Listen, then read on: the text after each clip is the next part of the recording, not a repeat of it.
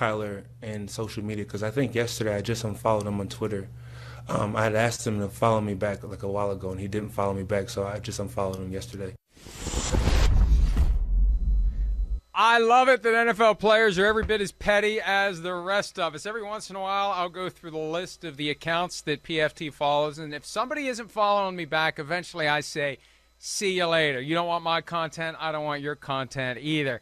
I follow both Charean Williams and Michael David Smith, though, on Twitter, unless they would stop following the PFT account, at which time I would retaliate in kind. MDS is with us for the Week 17 awards, and let's get right to it, MDS. First of all, let me be among the last to wish you a Happy New Year, and it's Offensive Player of the Week time for Week 17. I don't know if you'll be the last. I once got a Happy New Year in March, but I'll tell you that I made some really obvious picks this week, and my first pick is a player by the name of Tom Brady, who I think just turned in a great game against the Jets. Obviously, the situation everyone's talking about out of that game was what you guys were just talking about before the break with Antonio Brown, but I really thought that Brady responded in a remarkable way to losing his favorite receiver, Antonio Brown, but for that game, their top two wide receivers were Cyril Grayson and Tyler Johnson. Le'Veon Bell receiving out of the backfield. This Buccaneers offense is still humming, and Tom Brady deserves a lot of respect for that. MDS, mine's pretty obvious too. Joe Burrow, 30 of 39, 446 yards, 4 touchdowns, no interception in the victory over the Chiefs. The last 2 weeks, 67 of 85, 971 yards, 8 touchdowns, no interceptions, and a 145.6 passer rating. Mike, you wrote about him now kind of in that MVP conversation, well behind Aaron Rodgers. But I think he's taken the lead in Comeback Player of the Year over Dak Prescott, who we talked about all year. It just seemed to be a given that the award was going to go to Dak Prescott. I think Joe Burrow has the lead in that right now. It is amazing when you think back to early September. There were concerns about whether or not he was mentally ready to have his left leg exposed in the pocket. He was played very sparingly in the preseason. I thought it would take him some time to get back to what he was last year. He didn't miss a beat. They beat the Vikings in overtime right out of the gates, and here they are, the AFC North champions, going worst to first. Rashad Penny is my guy, and I have a feeling that I made him the recipient of this not long ago, but I'm just glad to see somebody who was a first-round pick, who struggled through injuries, who is finally paying off. 170 rushing yards on 25 carries and 2 touchdowns. Yes, it was the Lions, but they still are card-carrying members of the National Football League. This is encouraging for Seattle at a time when there isn't much for them to be encouraged about. To have Rashad Penny showing this kind of promise and this kind of ability, yeah, who knows where things go from here. But I think it was great that he had a great game. And that game kind of got overlooked. 51 points by Seattle. I was impressed by it, and I'm impressed anytime a guy keeps going and going and going and finally lives up to the potential that made him a first-round pick. All right, Defensive Player of the Week, MDS, who do you have? TJ Watt had what was, in my opinion, his best game of the season on Monday night, and that's pretty remarkable because he was already a strong Defensive Player of the Year candidate heading into the game. He had 4 sacks against Baker Mayfield and the Browns. He's now at 21 and a half sacks with a game to go, and he has a chance of setting the all-time NFL record in Sunday's season finale against the Ravens. The record is 22 and a half, controversially set by Michael Strahan. The unofficial record is 23, set by Al Baker in 1978, before sacks were an official NFL statistic. And Watt may be going up against a hobbled Lamar Jackson on Sunday, which would be kind of a perfect opportunity to be going up against a quarterback who's accustomed to using his legs to get away from sacks, but his legs aren't at 100% healthy. I think TJ Watt has a really good chance of doing it after that big game he had on Monday night. Anytime I get to pick an Aggie, it's a good day. So Von Miller is my choice, and he had his best game with the Rams. I think he showed that he's fully healthy now, recovered from that ankle injury. His second sack came with 19 seconds left, Tyler Huntley, and it really put that game away. 5 tackles, 2 sacks, 3 quarterback hits, 3 tackles for loss. He will get paid this offseason, Mike, when he becomes a free agent.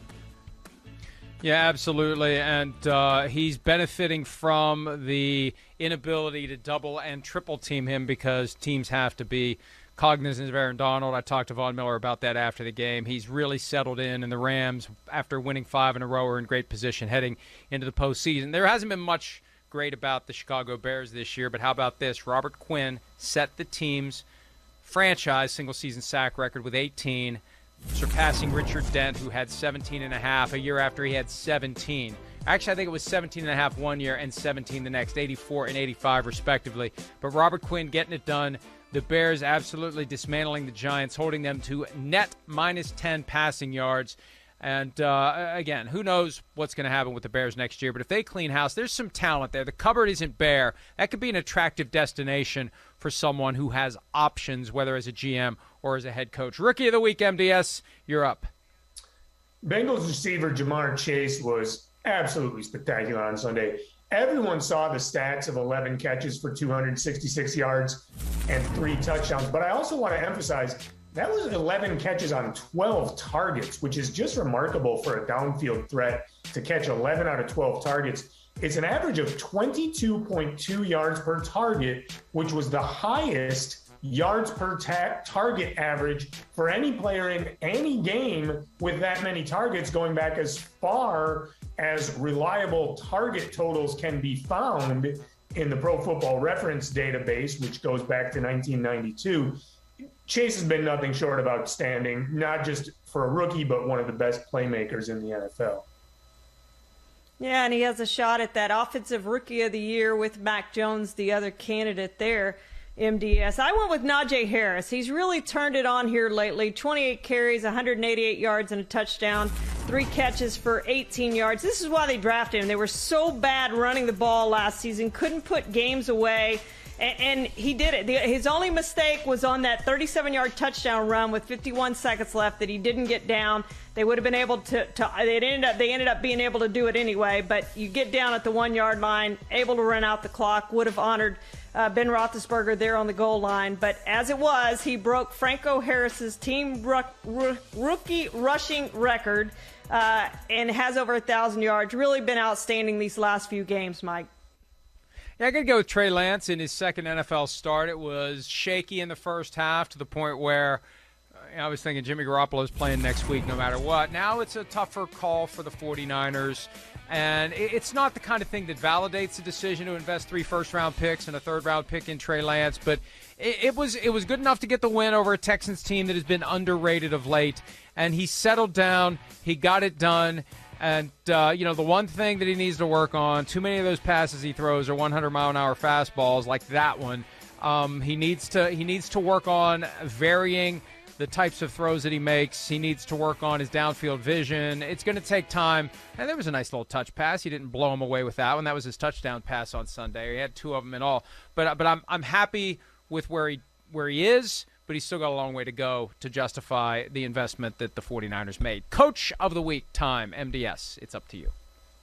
Well, the Titans have been devastated by injuries this season, and yet if they beat the Texans on Sunday, they'll be the number 1 seed in the AFC, and I think that's a huge tribute to my choice for Coach of the Week, Mike Vrabel. The Titans just hammered the Dolphins on Sunday, beat them 34-3, and I believe that game was a prelude to the Titans proving to be a better team in the playoffs than they were for a lot of the regular season, and they were still good enough in the regular season to get the number 1 seed if they win on Sunday. I won't be at all surprised if we see Vrabel coaching the Titans in the Super Bowl. I'm going to go with Cardinals special teams coach Jeff Rodgers. He tricked the Cowboys into having to call a timeout with 4 minutes left in the third quarter. Cardinals had 4th and 5 at the 8-yard line. We talked a lot about this play yesterday, but they sent on their kicker, and the Cowboys were confused because the rest of the Cardinals offense stayed on the field, and the Cowboys had to call a timeout. It proved to be huge because the Cardinals fumbled Chase Edmonds late in that game. Cowboys were not able to challenge that because it was just outside of the 2-minute warning. Cardinals go on to win the game in their 3-game losing streak, and we're no longer this week at least, no longer talking about Cliff Kingsbury's job security. Now, I will push back a little bit, Charean. As you would say, this isn't me, this is what you would say. You would say that tricking Mike McCarthy is roughly as difficult as pretending to throw a ball and having the dog take off running. That's kind of what it's like. So it really wasn't splitting the nuclear atom. That's what you would say, not what I would say. Zach Taylor of the Bengals, I would say, is the coach of the week. Hey, they got the Chiefs coming to town on an 8-game winning streak.